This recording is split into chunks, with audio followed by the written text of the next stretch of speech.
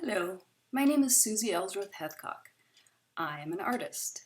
My life has been full of the exotic and the tragic, and if you're interested, you can read about it in my bio on my website, ellsworthartworks.com, where there are links to several newspaper articles. I work with a variety of media. I mainly paint in oils, but I also love to draw, and I do ceramics. I am currently working on a chess set of Zulu warriors versus the Vikings. You can follow me on Instagram under Suzy Heithcock if you want to see my progress on the chess set. But I'm here to talk to you about my paintings. People have asked me what materials I use for my oil paintings. I use Old Holland paints. No paint has a higher concentration of pigment, and with it, I can achieve a wonderful intensity of color. I have a wide variety of brushes.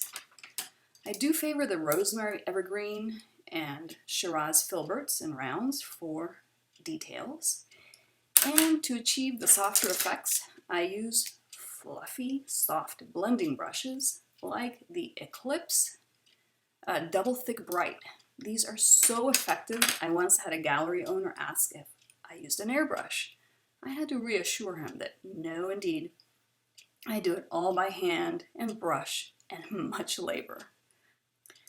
For a painting surface, I prefer to work on wood panels with a smooth surface. I like to be able to be very controlled in the details without fighting the lumpy texture of canvas. Some people prefer the give of cloth, but I find that a loose shoulder, loose wrist work just as well to give good fluidity to my lines without sacrificing the ability to get quite tight in those details. In my show Epic Nature at the Wilder Gallery with the Lamorinda Arts Council, I will be exhibiting 12 works. Most of the works focus on landscapes and trees, but not all. How do I keep my work fresh? People evolve as they grow older. They see things differently with the eyes of experience. The world around us is always changing, presenting new and unique opportunities. Between these two change factors, it would be hard for me to stay stagnant. Take the enormous fires we recently started to experience here in California. They inspired me to paint the altered sunset on the coast up north. Or take the massively altered experience of life during the pandemic. I painted a very personal reaction to being quarantined with my paintings, the Dryad and the Naiad. The Dryad in particular feels the wind.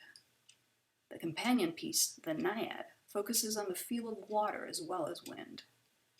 The Naiad is available for viewing right now on the Lamorinda Arts website in the Arts in Place gallery, found at the bottom of the homepage, and it will not be part of the Wilder show, but will be on view concurrently. I am conscious of the difficulty of trying to present a three-dimensional world in works of 2 dimensions, like drawings or paintings. I am conscious of the 4th dimension, time, and the different ways a person experiences time versus the tree's experience of time, or even a mountain's perspective. It is a vast difference in time scale. I wonder how to show the passage of time in an old tree, or how to remind the observer that the wind moves, the branches about. Nothing is ever quite still, even if we as humans can't perceive the movement, because the time scale is just not the same. So I try to convey an energy and flow of movement so fundamental to my work. My 2 paintings of the sunset over the bay from the perspective of Grizzly Peak are from the same evening, just a few minutes apart. It fascinated me how those few minutes make such a difference. One is still day, with the sun visible, and the other is night, with the Berkeley and San Francisco city lights starting to appear, and the sunset colors intensifying into glory. I also like to introduce an element of fantasy and wonder in my pieces. Here we have a painting of a path going through a hole in the cypress trees on the Mendocino coast.